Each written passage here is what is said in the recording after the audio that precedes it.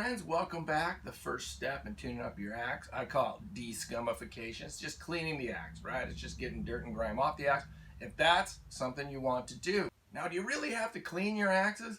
I'm gonna say no, you don't have to clean your axes. Hear me out, all right? With the exception of the metal, all right, out near the end of the bit that you're gonna sharpen later, okay? You do want that to be clear and clean of any sap or pine tar or scum, dirt. You do want that clean, because your files or your stones or whatever you're going to use, you don't want that extra grit in there. You want that clean metal.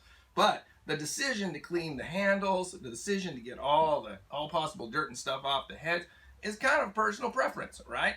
Now, I'm not saying that dirty metal is good metal. It's not. I'm mostly talking about the handles, all right? Part of the appeal of vintage handles isn't just the shapes. The shapes were better back in the day. They had better handles 50 years ago than they do now. This is true, all right? But you know what? Part of the appeal of these old handles is all the dirt, all the scum, all the sweat, the snot, all that time forms its own kind of patina on wood, right? And that aged look on wood. Look at that! Come on, that looks awesome. This looks like an awesome axe, right? Junkyard axes are great axes, okay? So there is sort of an aesthetic choice in what you do with the handle. Whether over time you want that handle to start to build up use patina, which is really cool, or you want to maintain it in kind of its pristine condition as long as possible. Also a cool look. So my big felling axe here is looking pretty good, all right? It's held up pretty well through all the tests we've been putting on it. There's just a little bit of wear, some scratch marks up here, all right, where the handle would have hit the wood going into a cut, right, or overstrikes would have taken place up here. So what I like to do with that, I'm not going to do a complete cleaning. I'll take, you know, a fine piece of steel wool, all right, the 01, all right, with this particular brand, like fine. Don't need it to be too fine. And I use every piece. I use every fiber of my steel wool, you know, down to a nothing. And that's just me, right?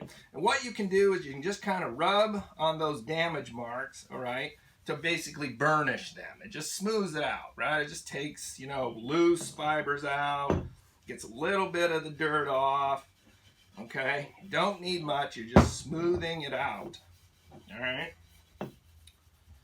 Just wear it down a little bit. Gets all the caked on dirt, right? A little smoother, and you can feel the difference. I'm just fine steel wool, a little bit, all that. That's all I had to do.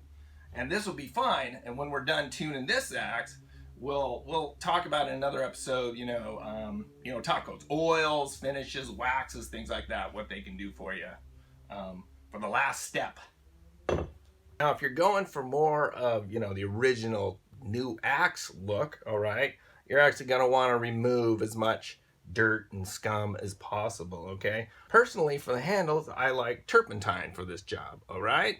It's a mild solvent. It's very woodsy, smells very woodsy. In fact, it's often used as a diluting agent, all right, with boiled linseed oil and tung oil as a way of, you know, applying the oil. So it just works out well. It's a good thing to use on your wood. You don't want strong paint thinners and things like that. I don't think that helps a lot. So when you want to go the extra mile, you just take your pine tar, and your turpentine. It's not pine tar, very different, all right? Use a shop cloth and just start to wipe stuff off. And you can see the scum coming right off the paint right away. And you're just cleaning it up. All right?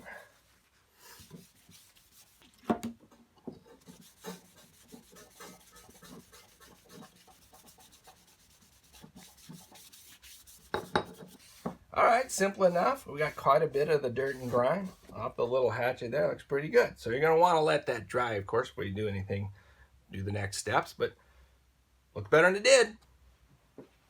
So for cleaning up the metal surfaces, all right, I mean, almost any cleaner will work. I mean, you don't need specialty stuff unless the stuff's really, really sticky on there. So, you know, this is just a simple green. It's an all-purpose cleaner. So with the little guy there, this is generally enough. Just clean it up. All right. Windex is alcohol based. That works pretty good too. Get any general purpose cleaner. All right. For most jobs. Depends how much you want to spruce it up. This will be fine. Okay. And like I said, with the exception of the very end where you're going to want to sharpen, use stones or files later to sharpen the edge, bring it back to a nice sharp edge. Okay. How much scum you want to take off is up to you. The Grand Force use quite a bit of use, got a little bit on there. So what I'm going to do is I'm going to take mineral spirits. All right, I'm just going to take mineral spirits. Denatured alcohol works as well, just as a kind of mild solvent. And you can use a shop cloth, rag.